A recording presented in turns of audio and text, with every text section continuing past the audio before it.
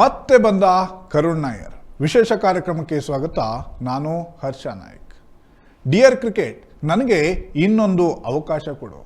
ಕರ್ನಾಟಕದ ಕ್ರಿಕೆಟಿಗ ಕರುಣ್ ನಾಯರ್ 2022 ಡಿಸೆಂಬರ್ನಲ್ಲಿ ಟ್ವಿಟರ್ನಲ್ಲಿ ಹಾಕಿಕೊಂಡಿದ್ದ ಪೋಸ್ಟ್ ಇದು. ಅವರ ಪ್ರಾರ್ಥನೆಯಂತೆಯೇ ಕ್ರಿಕೆಟ್ ಅವರಿಗೆ ಮತ್ತೊಂದು ಅವಕಾಶವನ್ನು ನೀಡಿತು. ಆ ಅವಕಾಶವನ್ನು ಕರುಣ್ ನಾಯರ್ ಸಮರ್ಥವಾಗಿ ಬಳಸ್ಕೊಳ್ತಾ ಇದ್ದಾರೆ. ಸದ್ಯ ನಡೆಯುತ್ತಿರುವಂಥ ವಿಜಯ್ ಹಜಾರೆ ಟ್ರೋಫಿ ಏಕದಿನ ಕ್ರಿಕೆಟ್ ಟೂರ್ನಿಯಲ್ಲಿ ವಿದರ್ಭ ಪರ ಆಡುತ್ತಿರುವಂತಹ ಕರುಣ್ ನಾಯರ್ ಒಂದಲ್ಲ ಎರಡಲ್ಲ ಬರೋಬ್ಬರಿ 5 ಶತಕಗಳನ್ನು ಸಿಡಿಸಿದ್ದಾರೆ. 6 ಪಂದ್ಯಗಳಲ್ಲಿ 664 ರನ್ ಕಲೆ ಹಾಕುವ ಮೂಲಕ ಮತ್ತೆ ಟೀಮ್ ಇಂಡಿಯಾದ ಕದ ತಟ್ಟಿದ್ದಾರೆ. 2016ರಲ್ಲಿ ಇಂಗ್ಲೆಂಡ್ ವಿರುದ್ಧ ಚೆನ್ನೈನಲ್ಲಿ ನಡೆದ ಚೊಚ್ಚಲ ಟೆಸ್ಟ್ ಪಂದ್ಯದಲ್ಲೇ ಅಜೇಯ ತ್ರಿಶತಕ ಬಾರಿಸಿದಾಗಲೇ ಕ್ರಿಕೆಟ್ ಜಗತ್ತು ಕರ್ನಾಟಕದ ಕರುಣ್ ನಾಯರ್ನನ್ನು ಕಣ್ಣರಳಿಸಿ ನೋಡಿತ್ತು.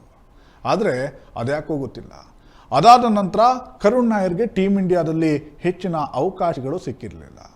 ಆದರೆ ದೇಶೀಯ ಕ್ರಿಕೆಟ್ನಲ್ಲಿ ಅಬ್ಬರಿಸೋದನ್ನು ಮಾತ್ರ ಕರುಣ್ ನಾಯರ್ ನಿಲ್ಲಿಸಿರಲಿಲ್ಲ. ತಮಗೆ ಸಿಕ್ಕ ಯಾವ ಅವಕಾಶವನ್ನು ಕರುಣ್ ನಾಯರ್ ವೇಸ್ಟ್ ಮಾಡಿಕೊಂಡಿರಲಿಲ್ಲ. ಎಲ್ಲಿ ಅವಕಾಶ ಸಿಗುತ್ತೋ ಅದನ್ನು 2 ಕೈಗಳಿಂದ ಬಾಚಿಕೊಳ್ತಿದ್ದಂತಹ ಕನ್ನಡಿಗ ತನ್ನ ಸಾಮರ್ಥ್ಯವನ್ನು ಸಾಬೀತುಪಡಿಸುತ್ತಲೇ ಇದ್ದರು. ಕರ್ನಾಟಕ ತಂಡದ ಪರವು ಹಲವು ಮ್ಯಾಚ್ ವಿನ್ನಿಂಗ್ ಪ್ರದರ್ಶನವನ್ನು ನೀಡಿದರು. ಆದರೆ 2022ರಲ್ಲಿ ಕರುಣ್ ನಾಯರ್ ತಮ್ಮ ಫಾರ್ಮನ್ನು ಕಳೆದುಕೊಂಡರು. ಹೀಗಾಗಿ ತಮ್ಮ ತವರು ಕರ್ನಾಟಕ ತಂಡದಲ್ಲಿಯೂ ಕೂಡ ಬಹುತೇಕ ಸ್ಥಾನವನ್ನು ಕಳೆದುಕೊಂಡು ಬಿಟ್ಟಿದ್ರು.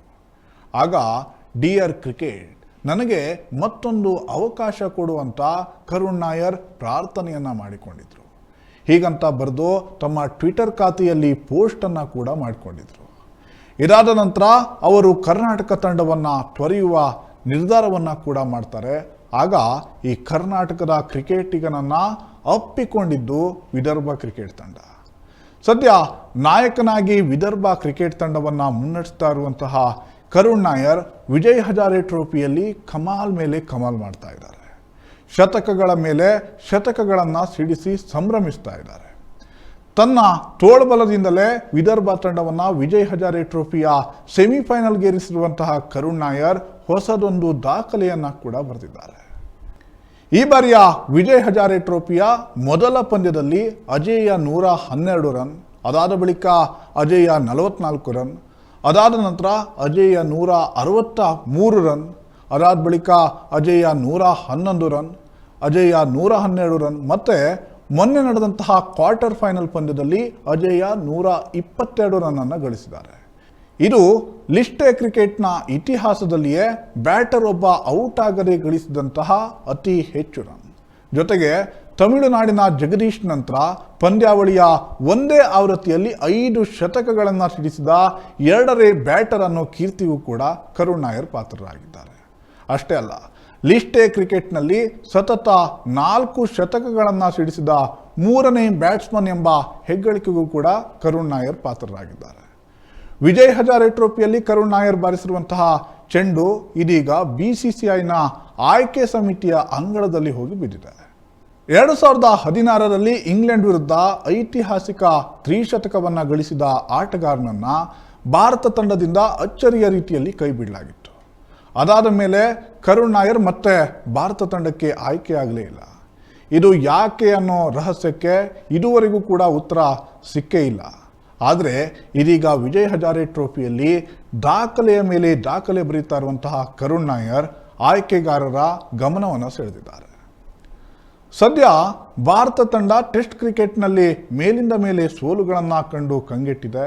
ಈ ನಡುವೆ ಇಂಗ್ಲೆಂಡ್ ವಿರುದ್ಧದ ಏಕದಿನ ಹಾಗೂ ಚಾಂಪಿಯನ್ಸ್ ಟ್ರೋಫಿಗೆ ಭಾರತ ತಂಡವನ್ನು ಇನ್ನಷ್ಟೇ ಆಯ್ಕೆ ಮಾಡಬೇಕಾಗಿದೆ. ವಿಜಯ್ ಹಜಾರೆ ಟ್ರೋಫಿಯ ಫೈನಲ್ ಪಂದ್ಯ ಜನವರಿ 19ರಂದು ನಡೆಯಲಿದ್ದು, ಈ ಪಂದ್ಯದ ಬಳಿಕವೇ ಚಾಂಪಿಯನ್ಸ್ ಟ್ರೋಫಿ ತಂಡಕ್ಕೆ ಭಾರತ ತಂಡವನ್ನು ಪ್ರಕಟಿಸಲಾಗುತ್ತೆ ಅನ್ನೋ ಸುದ್ದಿ ಕೂಡ ಬಂದಿದೆ. ಹೀಗಾಗಿ ಟೀಮ್ ಇಂಡಿಯಾಗೆ ಮತ್ತೆ ಕರುಣ್ ನಾಯರ್ ಆಯ್ಕೆಯಾಗುವಂಥ ಸಾಧ್ಯತೆ ದಟ್ಟವಾಗಿದೆ. ಅನುಭವಿ ಆಟಗಾರರಾಗಿರುವಂತಹ ರೋಹಿತ್ ಶರ್ಮಾ ಮತ್ತು ವಿರಾಟ್ ಕೊಹ್ಲಿ ಟೆಸ್ಟ್ನಲ್ಲಿ ಹೆಣಗಾಡ್ತಾ ಇದ್ದಾರೆ. ಇದನ್ನು ನಾವು ಕೂಡ ನೋಡ್ತಾ ಇದ್ದೇವೆ. ಹೀಗಾಗಿ ಕರುಣ್ ನಾಯರ್ ಆಟವನ್ನು BCCI ಆಯ್ಕೆಗಾರರು ಕೂಡ ಗಮನಿಸ್ತಾ ಇದ್ದಾರೆ. ಅಜಿತ್ ಅಗರ್ಕರ್ ನೇತೃತ್ವದ ಆಯ್ಕೆ ಸಮಿತಿ ಕರುಣ್ ನಾಯರ್ ಅವರನ್ನು ಮುಂಬರುವಂತಹ ಚಾಂಪಿಯನ್ಸ್ ಟ್ರೋಫಿಗೆ ಆಯ್ಕೆ ಮಾಡುತ್ತಾ ಅಥವಾ ಮುಂದಿನ ಯಾವುದಾದ್ರೂ ಸರಣಿಗೆ ಪರಿಗಣಿಸುತ್ತಾ ಅನ್ನೋದನ್ನು ಕಾದು ನೋಡಬೇಕಾಗಿದೆ.